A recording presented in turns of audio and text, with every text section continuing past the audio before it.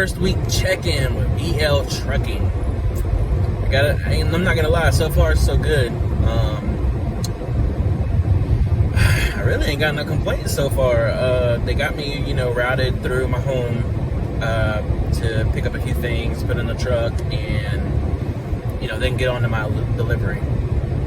I only did 3 loads this week, but I did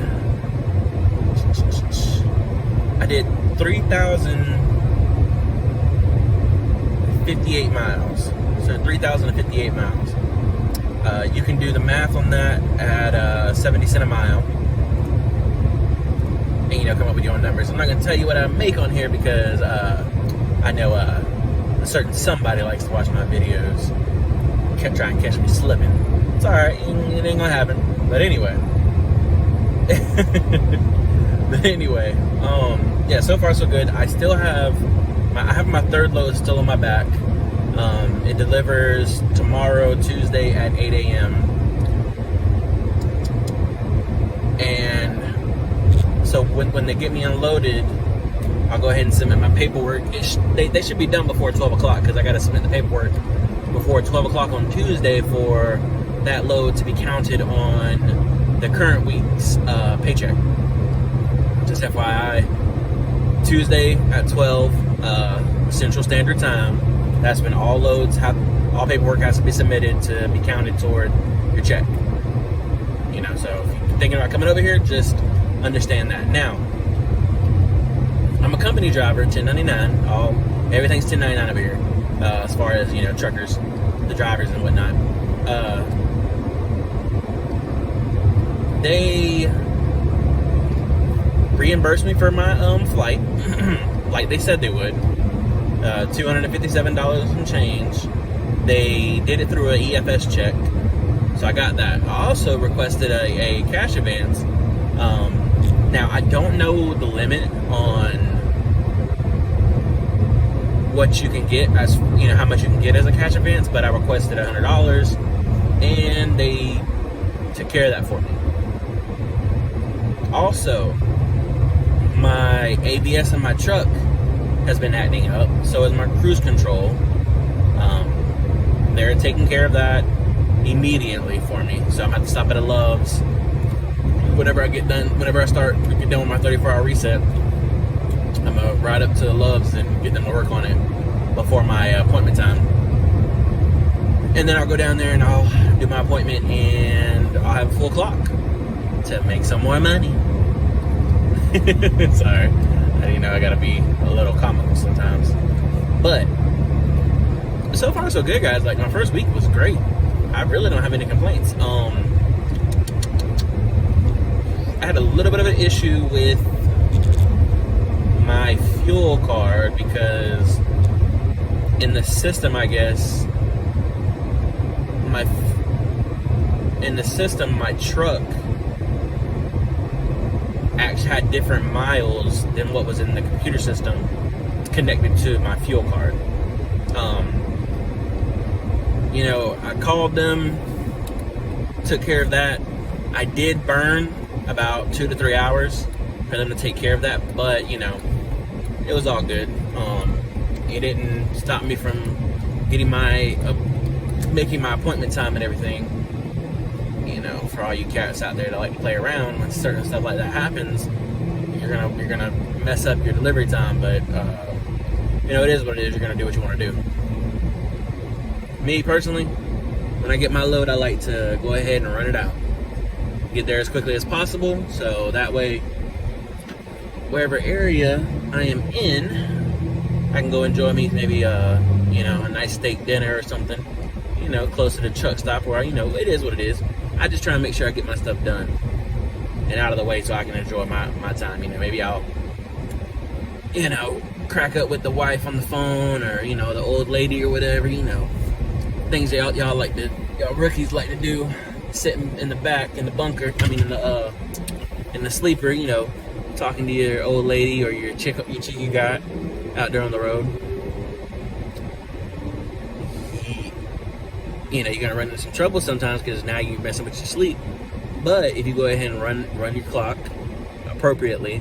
So that means whenever your clock says you've reached your 10-hour break, get up, start driving, no matter if you didn't get no sleep or not. It is what it is. Get up, start driving, do your thing. By doing that, you're gonna be ahead, and you can take advantage of certain how do I say, say you're delivering in a town where you know somebody and you want to go and play some pool or something. If you waste your time and you only got a 4-hour window, well, that don't leave much time for you to go out there and do your little thing. But if you got 14 10-hour buffer, as I like to call it, you can go out there and clap cheeks or whatever y'all guys like to do out there. Also, I'm gonna try and come on here once a week for you guys, to give you whatever information you need on VL trucking or trucking in general. I know there are plenty of other channels you can check out. So, hey, you either like my opinions about it or you don't. It don't really matter. Just kind of really doing this for my own documentation anyway. So if you look so far anyway, if you're looking for a new company to come to, I definitely recommend coming here at VL Trucking. It's based out of Chicago. Right now they're paying company drivers 70 cents a mile non-hazmat, 75 cents a mile with your hazmat endorsement and your tanker endorsement as well. If you're thinking about coming here to lease, I was told that lease drivers get paid 80% of the load, and you gotta, pay all your little insurances and fuel and all the other stuff. I'm not gonna go into that. There are plenty of other channels for lease drivers.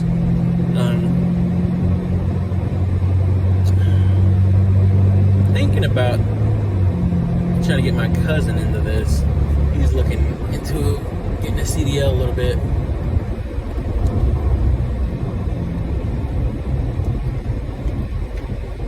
But if you're gonna come out here, just understand, it ain't all sunflowers and daisies and all butterflies and all that whatnot.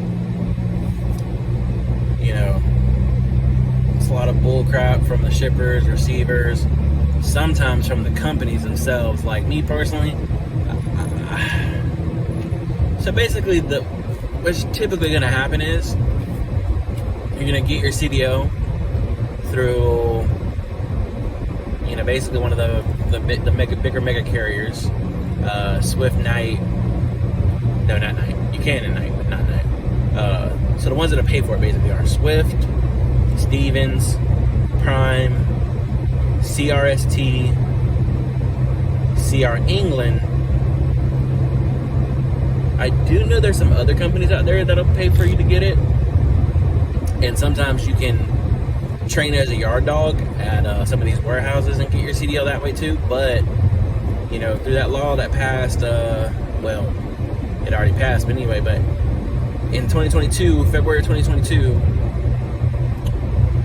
or 2021, I think it was 2021 actually. Now you're required to go to a trucking school. So mainly what's probably going to happen is you're going to find out about one of those companies. You're going to go train. You're going to go take your test. You might, and I do emphasize might, stick with them for a little bit, just to kind of have a little bit of training under your belt, because most companies, when you start switching and stuff like that, they're gonna at least want you to have your 120 hours. Or sometimes, I know like Swift, if you weren't already out for, you have your 120 hours, they want you out for 3 months OTR. Mainly what I have saw in my career, because I've been trucking for 4 years, the very, very minimum is that these OTR companies, when you're switching them, unless you're going there to get your CDL, they want you to have a minimum 3 months experience at the minimum. Now, if you don't care about your credit, you can go out there to one of these companies, get your CDL, and bounce and go home, and because you have weak thigh meat. But anyway, work at Coca-Cola, Pepsi, whatever your beer place might be, like here in Florida, what is it, in Polk County, you have Bernie Little. There you go. Bernie Little's Budweiser. Florida, I forget the other one. Basically, they do like the Miller and stuff. Then you got 7-Up. You got the liquor people. Anyway, you get what I'm trying to say. You can come home, do your little nonsense, get into building supplies, Sable. I know all these companies ain't everywhere, but you're gonna find certain CDL positions that don't require a whole lot of experience, like delivering trusses, delivering building supplies, delivering construction equipment in state. Companies that are warehouses, but they have a little fleet that goes around the state. Like, I'll give you an example of what I mean. Like, at most Walmarts, you're gonna see like I know the one I did here in Florida, it was Swift. Swift had control, basically, I guess, the contract to deliver all of Walmart's Walmart warehouses products to the Walmart stores within the Central Florida area. But I do know, in other states, it's like Everett and U.S. Express and whatever other companies. I don't know about out west most of it, but on the East Coast, that's usually kind of where it is. But you can find you a job. Just get your CDL and do what you do. I mean, most of the local jobs, you're typically gonna make somewhere between, and I'm gonna be really emphasis on between, $14, $15 to as high as, I'm gonna say 23. I would say 25, but that's rare. But 23 is rare as well. But you can definitely get a job with a CDL somewhere around $14, $15, $16, $17, $18. 19, that's where it starts to get a little. Actually, 18 to 19 is when it starts to, that's asking for a lot. We don't really want to pay that. Because the first thing they're going to do, just like Trucker Brown said, and I will vouch for this because it has happened to me. So, ask me how I know type of thing. The first thing they're going to do is they're going to get you out of, when you're coming off the road, let's say you've been trucking for a year. The first thing they're going to do is get you out of the mindset of you're going to make what you made over the road. Over the road pays the best within your first 4 years of trucking. Just to be real, after that, you might find you a little pretty good scenario where you can probably make some more money than that. But really, to be honest with you, if you're coming home, and it's funny because, damn, Trucker Brown really be, spitting facts. When you trying to come local, nothing wants to pay you. The only thing that you're really gonna make money at is the hauling hazmat local. That's really the only thing that's gonna pay. To be honest, and it definitely ain't gonna pay more than what you would make hazmat OTR. But hazmat local is gonna pay way more than drive-in local, reefer local, and the place I was at, Carpenters Contractors of America. They started me out back in the day at $16 an hour, and I think when I left, I was making like $18.50 after 3 years. So even flatbed, because that was flatbed, because I was delivering trusses, oversized. Yeah. But anyway, I digress. If you're a rookie, go ahead. Just like my trainer told me, and I didn't listen, and I'm paying the price for it today because I could be at home hauling hazmat, kicking it with my chick and everything, my wife, hauling hazmat and pulling 80,000 a year, to the bank. So if you're a rookie out there, get your hazmat, get your tanker endorsement, get your doubles, get your triples. You don't have to use them. Let me emphasize that you do not have to use them, but you do not know where it will come in handy. I will say this. If you have your hazmat, no. If you have your tanker endorsement, because every time, I need to understand this. Every time, I want you to understand this before you get in trucking. If you get into trucking and you switch divisions, let's say you go to CR England and you start off in the reefer division, and then you want to go to and then you want to go to a drive-in, it's still gonna pay about the same. But when you switch out of the other divisions, going into flatbed, tanker, oversized, so on and so forth, intermodal, you are starting from the bottom because you have no experience doing that. So what I recommend in that first year, experience everything. Do reefer, do drive-in, do flatbed, do tanker, do intermodal. You go to any of these big guys, like I know for sure Prime has it, CR England has it. I want to say CRST as well. I know Swift definitely has it. They have all divisions: reefer, van, flatbed, tanker, oversized, intermodal, all that. Do it all. Do 3 months in every division your first year. I don't know what you want to. You never know. Now, if your intention is to come out here and lease after a year, pick a division. Pick a division within the first 3 months of having your CDL. Because if you're gonna lease, you're gonna lease in that division, and you need to know where all the good freight is coming from.